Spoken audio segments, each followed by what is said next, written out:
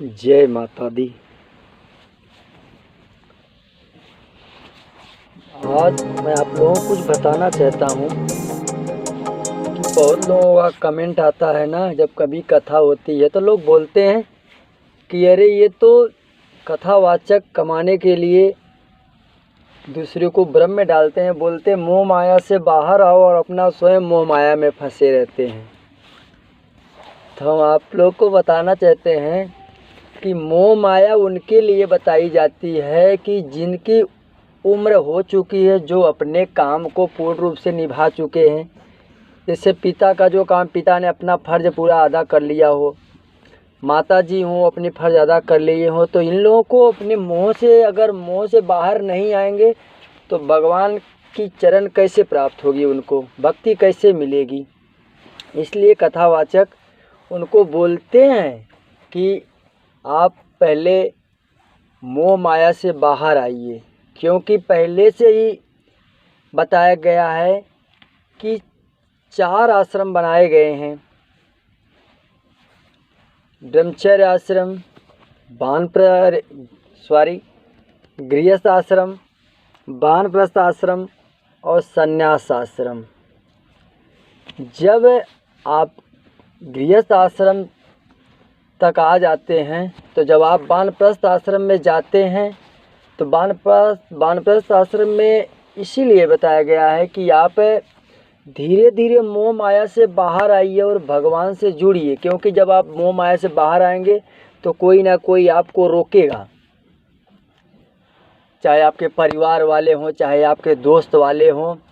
तो आप वानप्रस्थ आश्रम जब चालू होता है तो उस समय आप, कोई रोकता है, कभी रोकेगा तो कभी नहीं रोकेगा, तो आप धीरे धीरे उस सीढ़ी पे चढ़ना चालू करेंगे।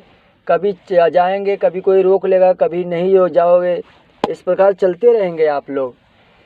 जब आप वानप्रस्थ आश्रम ऐसे देखते रहेंगे तो आज धीरे धीरे जब आपकी भगवान के प्रति प्रीत लग जाएगी, धीरे धीरे वानप्रस्थ आश्रम खत्म हो जाता है, जब संन्यास आश्रम चालू हो जाता है तब आपको कोई रोकने वाला नहीं होता, तब आपको कोई रोकता नहीं कि अब ये संन्यास आश्रम धारण कर लिए, अब आराम से आप मोह माया से बाहर हो जाइए।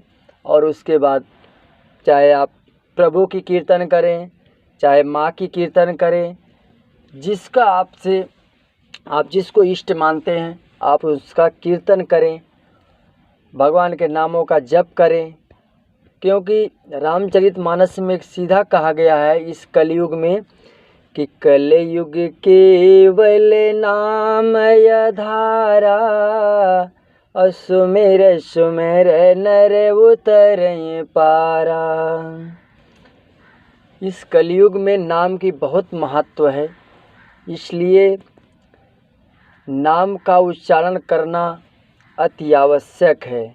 जिसको लगता है कि नहीं, हमको नाम का उच्चारण करने से ईश्वर की प्राप्ति होगी, प्रभु के चरणों में हमको जगह मिलेगी, तो ये वास्तविकता है, सही बात है कि कहा गया है ना कि जब आप बुक में कोई चीज़ पढ़ते हैं तब आपको समझ में आता है कि नहीं, हम पढ़ रहे हैं, ये वाक्य क्या बोल रहा है, क्या बता रहा है। तो ठीक उसी प्रकार जब आप माँ के नामों का उच्चारण करते हैं, प्रभु के नामों का उच्चारण करते हैं, प्रभु के नामों का कीर्तन करते हैं, तो आपके जो मन है ना, वो बिल्कुल शांत भाव से आपके मन को स्थिर करता है, जिससे आपकी भगवान के प्रति प्रीत बढ़ जाती है।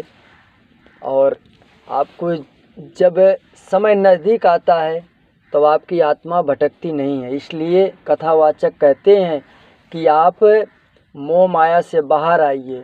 और जो बच्चे लोग हैं तो लोग बोलते हैं ये मोह माया से हमको बाहर कराने को बोलते हैं।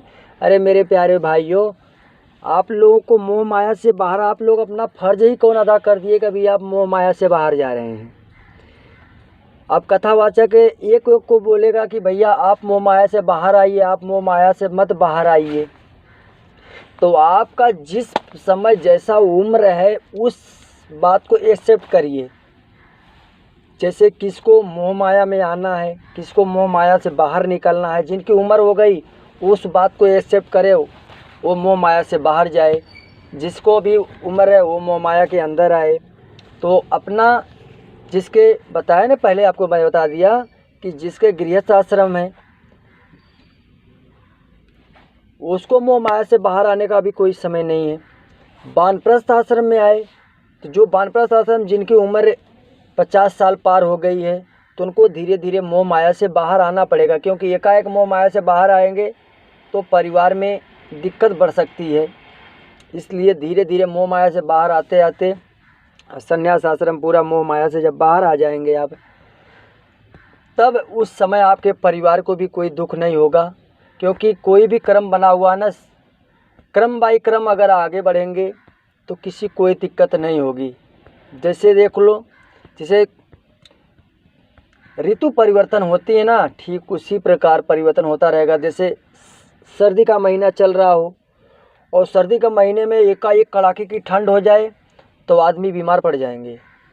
इसलिए गर्मी आने से पहले जब सर्दी आती है तो सर्दी में धीरे धीरे थोड़ा हल्का गर्मी, कभी ठंडी गर्मी होते होते होते धीरे धीरे वो मौसम गर्म हो जाता है, जिससे आदमी धीरे धीरे उसमें घुल मिल जाते हैं। ठीक उसी प्रकार आप एकाएक किसी सीढ़ी पे चढ़ने जाओगे तो गिर जाओगे। इसलिए क्रम बाई क्रम चलते रहेंगे। तो इसीलिए कथावाचक आपको बताते हैं क्रम बाई क्रम आपकी जैसी उम्र हो गई है, आपको पता चले कि हमारी उम्र हो गई, तो आप उस आश्रम पे धारण करें और जितना हो सके भगवान के नाम का कीर्तन करें। जय माता दी। आज की वीडियो में बस इतना ही। राधे राधे। जय माता दी।